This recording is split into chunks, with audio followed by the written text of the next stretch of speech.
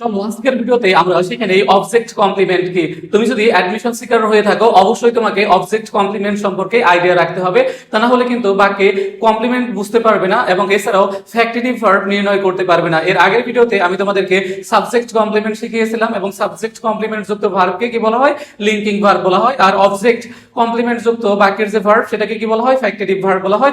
এছাড়াও অনেক সময় বিভিন্ন পাবলিক পরীক্ষায় কমপ্লিমেন্ট নির্ণয় থেকেও প্রশ্ন আসে। আশা করি আজকের ভিডিওটি দেখার পর তোমার অবজেক্ট কমপ্লিমেন্ট সম্পর্কে আর কোনো ঝামেলা থাকবে না। তাহলে এখানে দেখো দুটি এক্সাম্পলস দেওয়া আছে।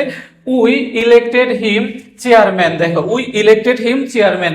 এখন এই বাক্যে হিমটা কি, দেখো উই ইলেক্টেড হিম। আমরা জানি বাক্যের ক্রিয়াকে দেখো যে কি বা কাকে দ্বারা, কি বা কাকে দ্বারা প্রশ্ন করে আমরা কি পাই, দেখো অবজেক্ট পাই। দেখো অবজেক্ট পাই। তাহলে বাক্যের ক্রিয়াকে কি বা কাকে দ্বারা প্রশ্ন করে আমরা কি পাই, অবজেক্ট পাই। দেখো তাহলে দেখো উই ইলেক্টেড হিম চেয়ারম্যান, আমরা কাকে নির্বাচিত করেছিলাম, তাকে। দেখো কাকে দ্বারা প্রশ্ন করে আমরা উত্তর পেলাম। তাহলে এখানে দেখো যে এটা হচ্ছে অবজেক্ট, এই হিমটা হচ্ছে অবজেক্ট। উই ইলেক্টেড হিম দেখো চেয়ারম্যান। এখন এই চেয়ারম্যানটা কাকে বর্ণনা করেছে, দেখো এই অবজেক্টকে বর্ণনা করেছে। এই চেয়ারম্যান কি উই, উই কিন্তু চেয়ারম্যান না।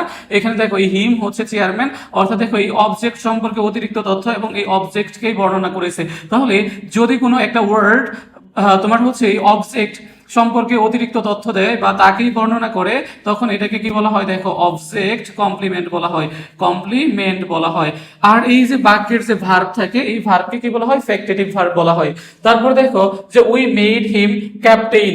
দেখো আমরা কাকে হচ্ছে বানিয়েছিলাম, দেখো তাকে। তাহলে এখানে হিমটাও কি, দেখো অবজেক্ট। এখন দেখো ক্যাপ্টেইনটাকে, ওই হিমটাই হচ্ছে দেখো ক্যাপ্টেইন, অর্থাৎ কার সম্পর্কে অতিরিক্ত তথ্য, এই হিম অবজেক্ট সম্পর্কে অতিরিক্ত তথ্য এবং এই অবজেক্টটাকে কি করেছে, বর্ণনা করেছে। এই কারণে এটা হচ্ছে কি কমপ্লিমেন্ট। দেখো এটাই হচ্ছে অবজেক্ট কমপ্লিমেন্ট, কমপ্লিমেন্ট। তাহলে আমরা একটা বিষয় জানতে পারলাম, সেটা হচ্ছে সাবজেক্ট সম্পর্কে অতিরিক্ত তথ্য হলে সেটা কি হয়, সাবজেক্ট কমপ্লিমেন্ট, এবং সাবজেক্টকে বর্ণনা করলে সেটা কি হয়, সাবজেক্ট কমপ্লিমেন্ট।